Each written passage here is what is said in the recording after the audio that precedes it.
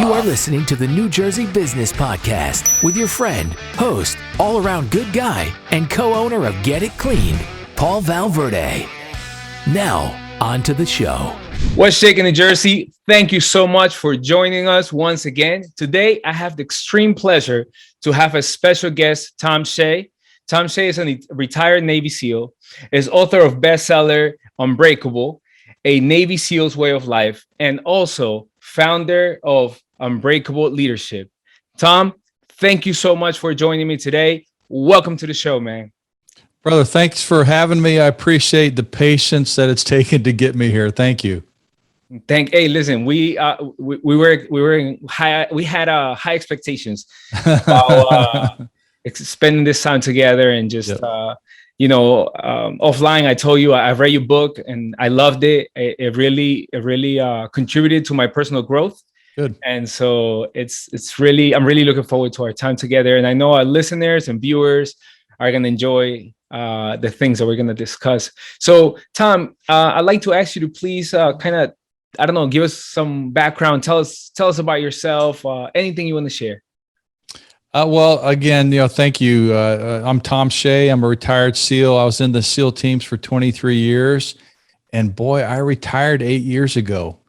And I retired into a world that I didn't know about. And I applied the lessons that I had learned in combat to that new world of what I call leadership or team building.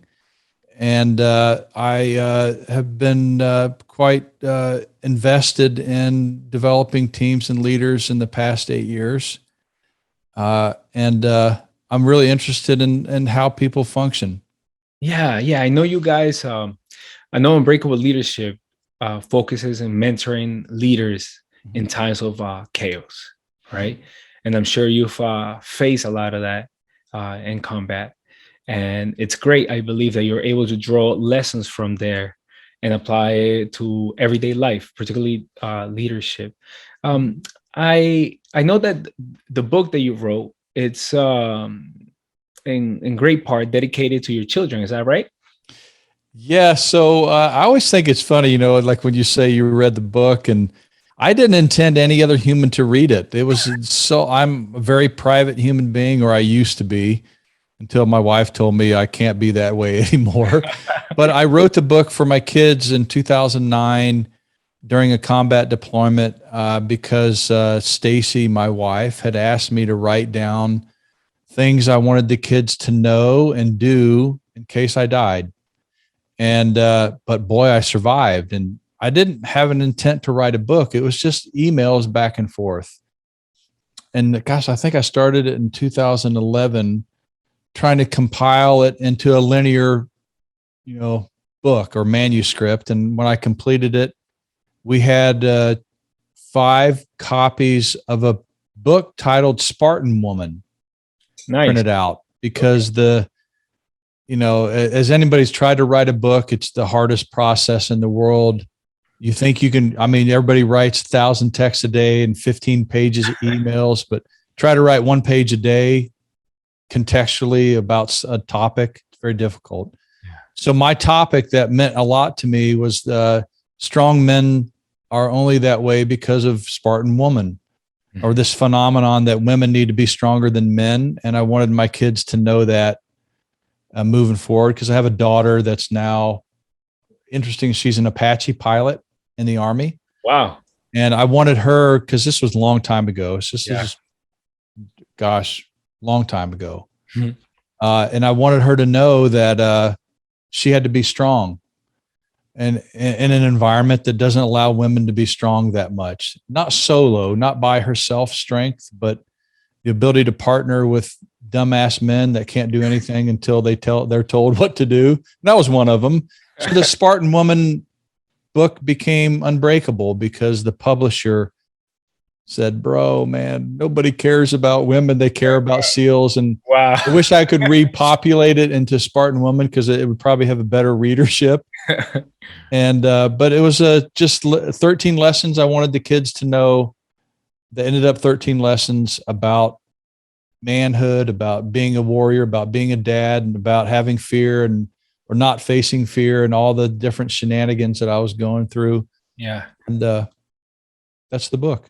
Well, I think that's pretty awesome. Just I mean, from your children's perspective, because I feel that oftentimes as children, we think we know what our parents do, but we really don't know. I mean, I remember growing up and thinking like I knew what my dad did for a living, but I didn't really know like the things that happen every day in his life. And you writing about fellow soldiers and friends, and some names that stick out like Nike or you know, I think it's pretty cool that your kids get to know you at that level, right? And Well, you know, they didn't. My daughter's the only one that's been able to read the book to date. oh, Because really? my middle boy, who's now 21, when he reads it, he gets emotional because I was gone all the time. During his entire life, I was gone until I retired. And he reads it and didn't know that I did that stuff because he kind of lived in the bubble of his own mind. You know what I mean? Yep, yep. And he goes, "Man, Dad, I didn't know you did that," because now I'm old. Like, Dad, you didn't really do that, you know. And my young 14-year-old has read that book and the second book I wrote recently, and he is a fan of being a man, and so he's tried to do all the lessons, and he fumbles at a lot of them, which is pretty cool. It is. It is. Well, and we get the benefit of having to kind of peek into your life as well, and learn from some of those lessons. And there are a few things from the book. There are many actually, but there's a few that I want to talk about today that stick out to me. One of those is the internal dialogue. You talk a lot about our internal dialogue and how everyone has one. And man, I have you here, so please, can you share a little bit more about that? How you learned about it and how it applies to all? This is a 10-hour discussion. Ready? Go.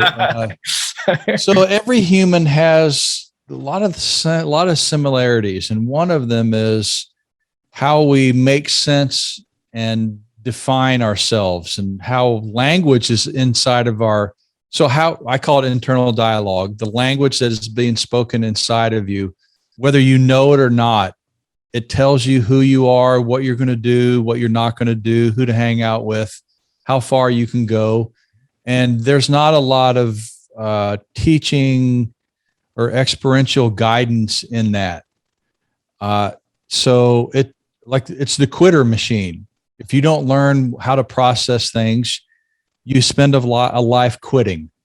Like, most people don't know how efficient they are because they try it twice as opposed to 10,000 times. Yeah. So internally, there's this process, this machine going on that really loves for you to master it and understand it and apply it. And it tells you everything. It tells you what to wear. It tells you how to look at somebody. It tells you if you're on par or off par. And it tells you before you're there. So before you arrive, it's saying you were successful. Before you start, it's telling you don't try it. So all these things that are going on internally can be understood, captured, and learned. And so what I saw to be true as a SEAL and as a leader and in combat, everything falls apart internally. And if you don't understand that, you tend to believe what you see in the world. So somebody that can process internal dialogue, as we're talking about it, really can make a difference to the world, because a rainy day means nothing to somebody who can process it. To a rainy day or a snowy day, and you know what the deal is up in Jersey, it gets shitty. Yes. So people's attitude is bad. So somebody that can process it goes, "Hey, cool. It's going to be a cold day. I can prepare for that. I can get an edge. I can get an upper hand on this situation if I don't get down on myself." Yeah. And in combat, if you get down on yourself, it's very clear, like your performance dies quickly. Mm-hmm. And if you're not at the top of your game because you're processing it improperly, you die. So, and that's a taught skill. You can teach people how to process things slower, like process it slower.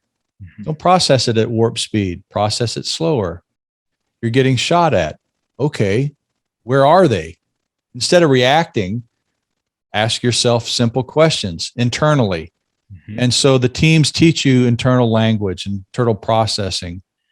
And I wanted my kids to know that that's what they have to beat in their life. They have to master the internal process machine first, and then you can do anything. Yeah. And so that's what it's whatever you say about yourself becomes true. That's what internal dialogue is. Just be careful what you say. Just be careful what you say. Yeah. That's right. Yeah. And you are who you say you are. That's the truth of life. And I'm sure that for those of us that may have an inclination to have perhaps a negative dialogue, besides catching yourself, there must be, I'm assuming, exercise that you can do in order to revert it, right? Or change it. So, I'm not a fan of positive or negative. Sometimes it's good to see the bad things. Boy, somebody just got blown up. Oh, things are going to be okay. That's a positive attitude. Bullshit. Everybody got blown up. Run. Run. You know what I'm saying? Yeah. So the negative is just a direction. Positive is a direction. Negative is a direction. As opposed to looking at yourself in the mirror and seeing your mother saying, "Hey, bro, you're never going to make it." That's an internal process that you can overcome. You know what I'm saying? So what one of the deals is every day, get up and tell yourself a language called I am. So I'm going to make it today. Yeah.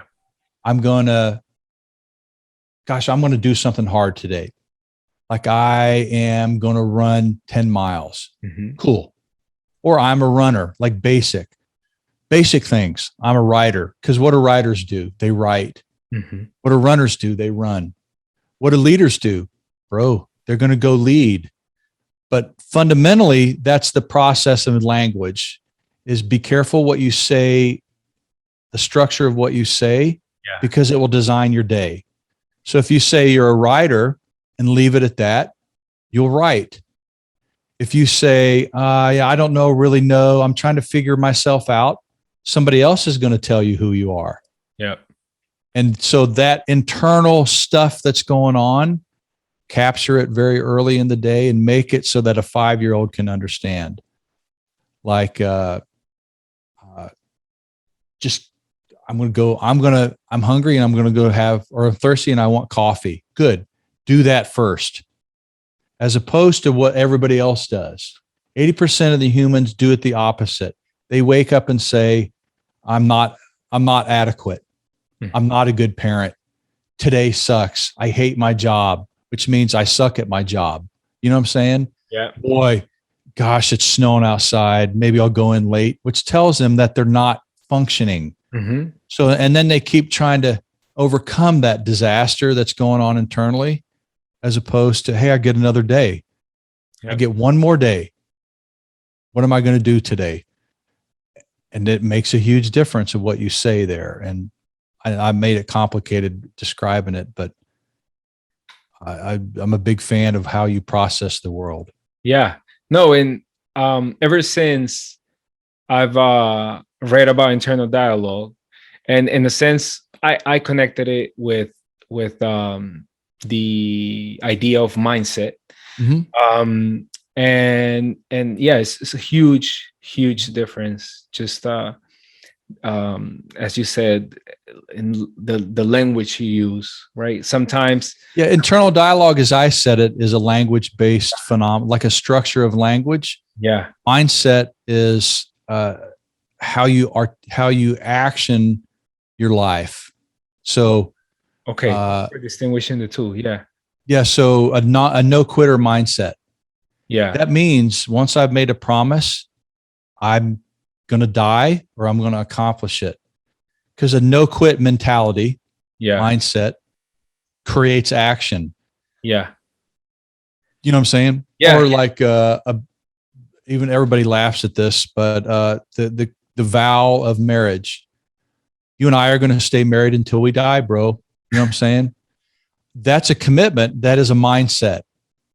And it guides my actions that I'm not going to leave. Mm-hmm. You can be fucked up. I'm going to figure out a way. That's a mindset. And so that's not necessarily a structure of language. It's a mindset. And I try to make the differentiation there. So let me give you an example, see if this falls under the structural language. So sometimes I've removed the word if. Like, for example, I want to do something, but for whatever reason, I say, well, I may be able to do it, or if this happens, I'll do it. And then I catch myself. So I just remove it and I just say, I'll do it, as me making the decision that I am going to do it, because I feel that putting that if in there or that might is kind of like escape clause for me. That is going to then lead me to not do something that perhaps I want to do, right, or should do. Would that fall better under internal dialogue? You put mindset, internal dialogue in the same equation. They exist together, but separating them is important. Yeah. Since you didn't get clarity, say it was go for a run in the freezing cold. Okay. I'm going to run if it's beautiful outside. But if it's snowing, I'm not going to. But if it's snowing, so I put conditions on my success. Mm-hmm. But I'm not clear of who I am as a human being. Just remember, runners run. There's no if. You know what I'm saying? Yeah. You can't stop being a father. Like, I don't know if you have kids, but I do. Yeah. So there's no if. Hey, I'll love you only if you get A's. Yeah. Okay, my son got an F. Oh, it's over. The human body can't deal with that. The condition of a human being can't understand how you made a promise and then give it an if statement. So that's a faulty mindset, not really a faulty dialogue, because I am father has no conditions. You didn't give it an if. Like, there's no escape clause. So language really doesn't create an escape clause. It's the mindset. I'm a husband. I'm a father. I'm a runner. I'm a leader. There's no escape clause. Yeah. I'm going to die. I'm going to die doing this. So the mindset gives you actionable things along the line that you have articulated. Today, I'm going to give my son another chance. You know what I'm saying? Yeah. He screwed up. He's punished. Now my mindset is punishment's over. I'm going to release the bonds, go do great things. You know, so that's the action clause of being dad. It's a weird way to look at it. Yeah. But imagine if you, like the struggles that people have, live in the shell that you're given. I'm a man or I'm a woman. There's no escape clause. This is where you are right now. Yeah. Imagine that. It would be a comfortable life, but they don't like the clause that they're conditioned. I want something else. So that means I'm not happy with who I am. And I don't mean to go down a rabbit hole, but sure. Yeah. The dialogue is the winners have one dialogue. Like Usain Bolt, when he was at the top of his form, I'm the fastest man in the world. That's his language. It's a being clause in there. I am. And then he has to go run. Okay. That's what he practices every day. There's no escape clause. I'm still the fastest man in the world. And then he went out and to try to prove it daily. Sometimes you fumble. You get back up and say, I'm still the fastest man in the world. I just fumbled. And there was no question about that. All winners have that technology going on inside. Yeah. Yeah. I appreciate you distinguishing the two. Thank you for doing that. And, you know, I love Stacy, by the way. I don't know her, but from the book, I like the way she talks to you and sets you straight. She's a meanie. Yeah, it's good. And there's this one thing that in the book, she, it's repeated several times. And it's do not fear dying. It makes you weak. Mm-hmm. And I just want to ask you, like, can you please share a little bit about that, and maybe how that's, I mean, I know you were in a life or death situation being in combat, but maybe you can tell me how that will also apply, Mhm. you know, in dating. Yeah. So it was a longer conversation that has happened over our marriage that kind of culminated in that statement, or those series of statements. And so the only way I could articulate it now is, imagine a woman that wanted you to be who you are. So whether you're an underwater welder, whether you're a taxi driver, whether you're a Navy SEAL, what if your wife wanted you to do that? It would change everything. So a SEAL goes to war to go to war. And I wanted a woman that wanted me to go to war. I wanted her to want me to kill. I wanted her to be okay with that and not fight me on it. Mm-hmm. And so when I was having a weak moment the day before I left for combat, and because it's scary, I didn't know if I was going to come home. Should I have 3 kids, wife? And I knew that we were going to go into combat within 3 days of arrival, and everybody was tense, and I was kind of slipping. And she grabbed my face and said, "Don't fear dying. It makes you weak. Fight your way back to us." Hmm. And I'm like, that's permission. Bro, can you imagine have permission from your wife to be a badass? It's rare. I'm like, oh man, she likes to hear the stories.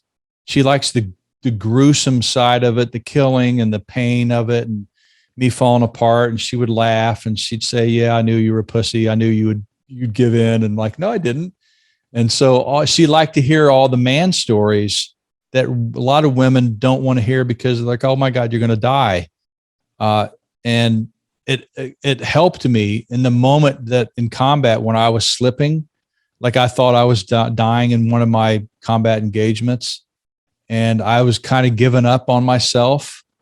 And all I could hear in my head go, "Tom, don't fear dying. It makes you weak. You got to fight your way home." And I'm like, okay, at least I'm going to fight till I'm dead. I'm not just going to sit here and die. And that was a big thing.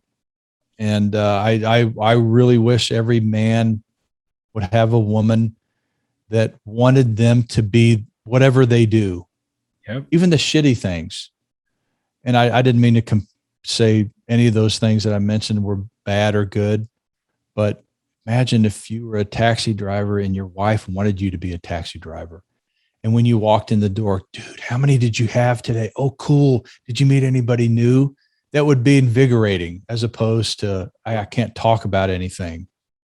Yeah. And the Spartan, I call that the Spartan woman phenomenon. And because she wanted me to be me. Yeah. You know what? I think that's huge, because oftentimes people in a relationship feel restrained, right? You know, they feel that they can't be themselves, or they can't pursue perhaps what they believe will fulfill them or make them happy. And so, hey, you're a fortunate man. Well, I failed on the first one, and I knew that I was not going to do that again. Like, it was an injustice to her and to me to not be committed to each other. Yeah. Which I can say it is the most important thing that we teach in our business, is when you're in a relationship with somebody, you either 100% behind something or you don't let them do it. Yeah. Never play middle ground. So it literally, if you were to come to me and say, "Hey, I want to try something," I would go yes or no. Mm-hmm. And I'm putting my full weight behind supporting you, or I tell you, don't do it at all costs. Mm-hmm. So that all in, all out support from a spouse is lethal. It's lethal to human beings. I don't care if you succeed, I want you to try. I want you to fuck this up. Go ahead. And I'm going to support you. We're going to keep at this until both of you and I decide that it's not good. And I'm going to support you when you fall, and you get me to support you when I'm not doing the right thing. And wow. So couples that unite for purpose produce. And it's rare. It's really rare in the world that you have that in a spouse. Yeah. Yeah. That's huge. It's beautiful. Yep. Big deal. Yep. I like the fact that you guys put a lot of focus on that as part of Unbreakable Leadership. A big deal. It's the one undiscovered country in leadership. The problem with business is what the leader has at home. Yep. Big deal. So a leader that has a great relationship at home, the business is growing like leaps and bounds. If it's not good at home, there's no momentum. A divided house will not stand. Yeah. And the company won't stand under a divided house at home. Yep. It's a big deal. Yep. Right on. Tom, I have something else that I want to touch on. I know we won't be able to go in depth, but maybe a little sneak peek, and also that our listeners and our viewers could go and run and buy this book and listen to it, or perhaps visit your website and learn more about Unbreakable Leadership. And that is, you talk about these 5 inverted pyramids. The mastery of body, the mastery of intellect, the mastery of spirituality, the mastery of wealth, the mastery of relationship. Quickly and briefly, will you please just kind of go over them so our people could get a gist of these 5?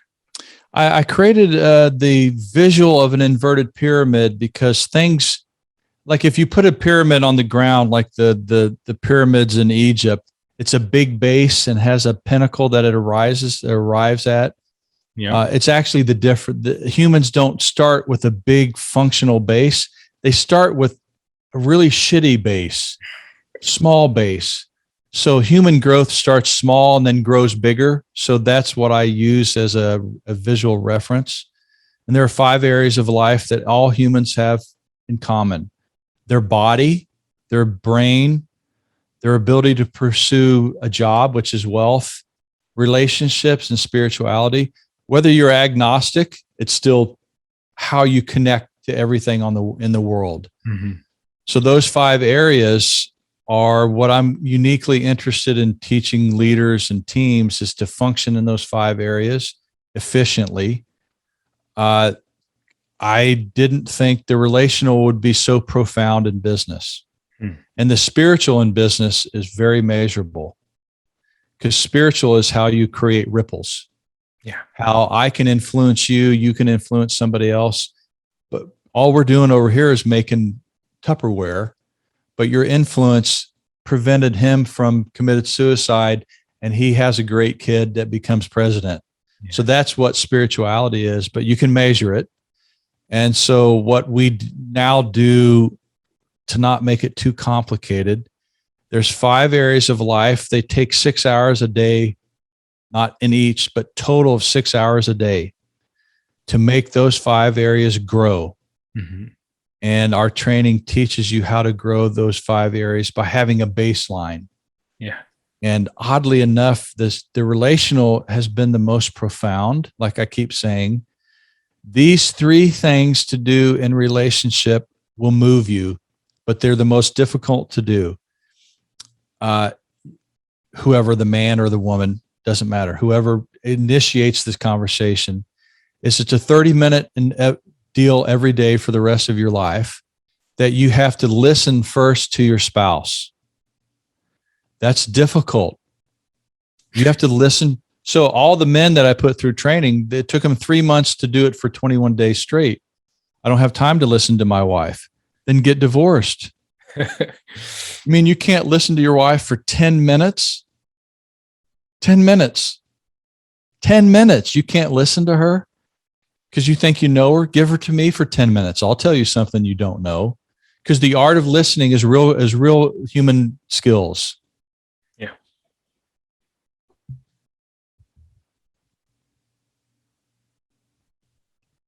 Did I lose you?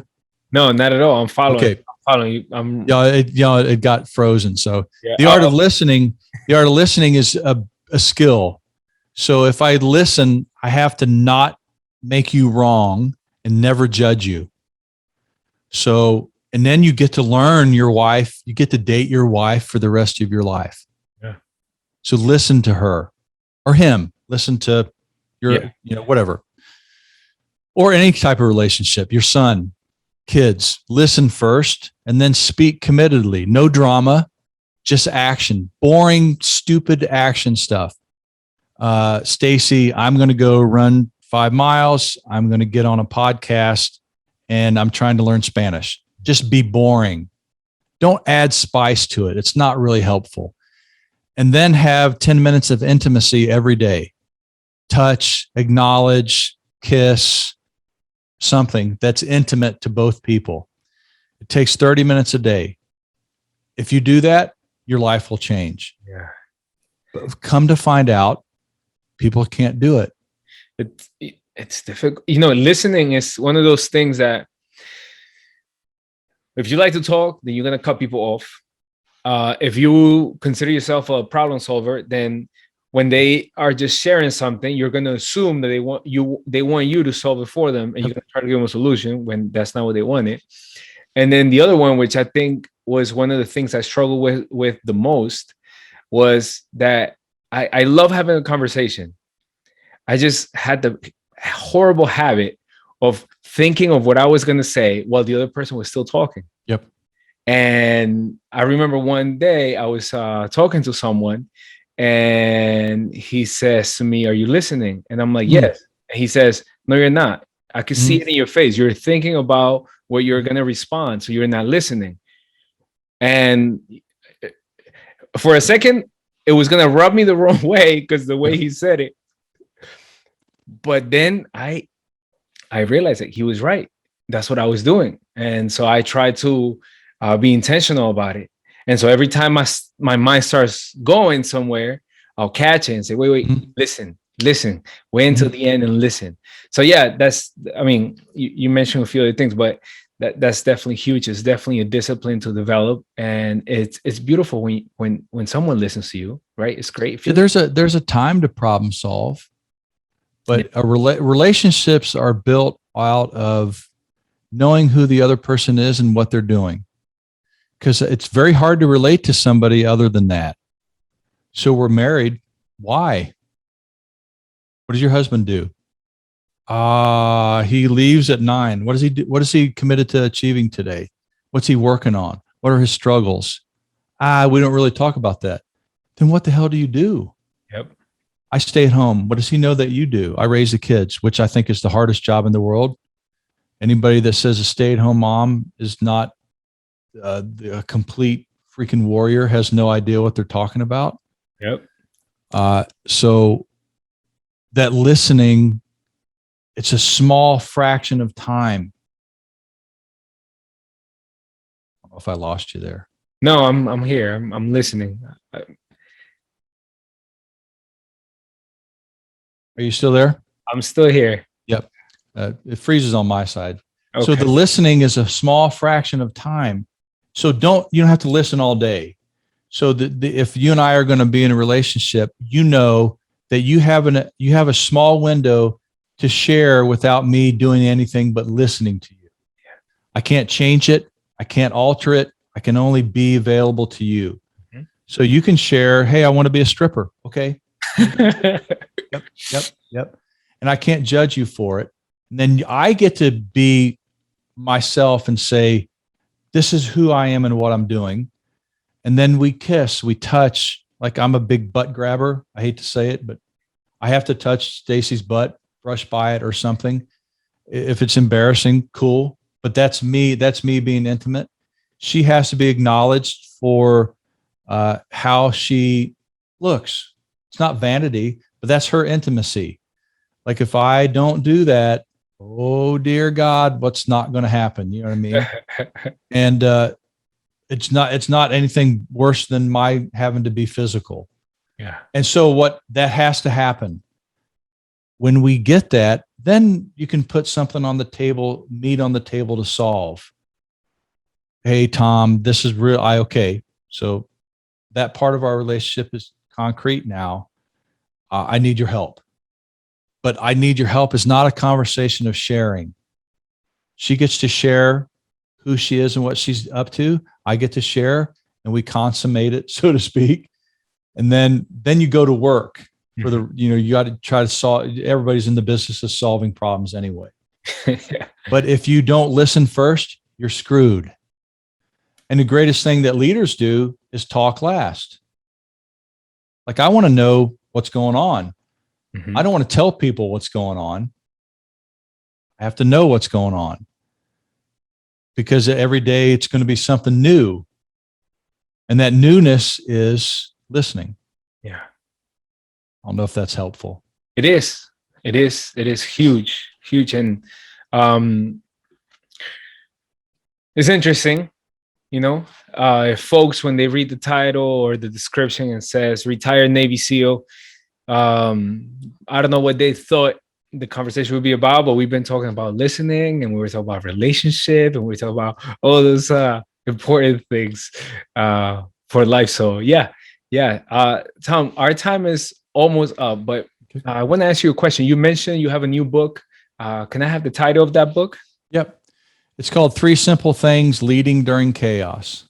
3 Simple Things Leading During Chaos. All righty, cool. I'm definitely going to check it out, folks. Okay. I hope you enjoyed this episode. I certainly did. It's been a pleasure, Thom, having you here. And please visit Thom's website at unbreakableleadership.com. We're going to tag and list all your information, the description of this episode, and social media, as well as the podcast description, so people can definitely get in touch with you. And hey, once again, thank you so much. Thank you. Had a great time. Yeah, appreciate you. Thank you. Thanks for tuning in to today's show. If you or someone you know would like to be a guest on the show, go to NewJerseyBusinessPodcast.com. That's NewJerseyBusinessPodcast.com.